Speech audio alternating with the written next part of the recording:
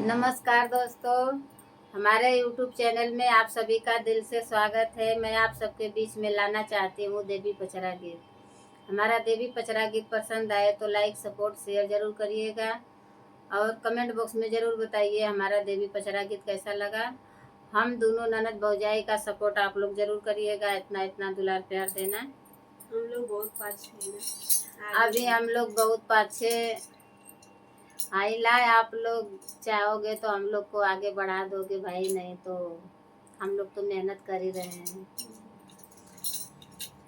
आमावा के बागिया में लागल बाटी कोरावा हो झकोरावा मारे ना, ओही मैया के अचरावा हो झकोरावा मारे ना। आमावा के बागिया में लागल बाटी कोरावा हो झकोरावा मारे ना, ओही मैया के अचरावा हो झकोरावा मारे ना।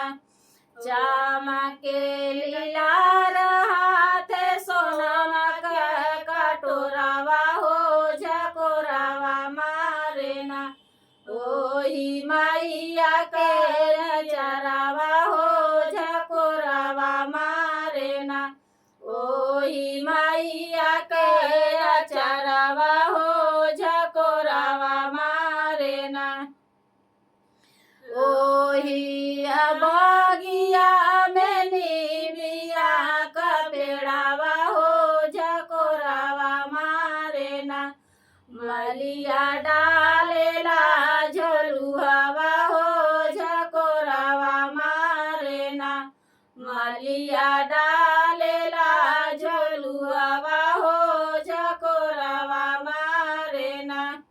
आमावा के बागिया में लागल बाटी कोरावा हो झलुआवा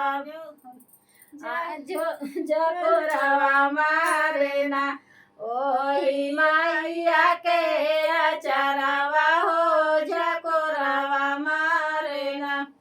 झूलवा झूलत मैया गावली गीतिया मन लहरावा मारे ना, झूलुआ झूलत मैया गावली पचरावा मन लहरावा मारे ना, होई लाल रंग बदरवा मन लहरावा मारे ना, होई लाल रंग बदरवा मन लहरावा मारे ना।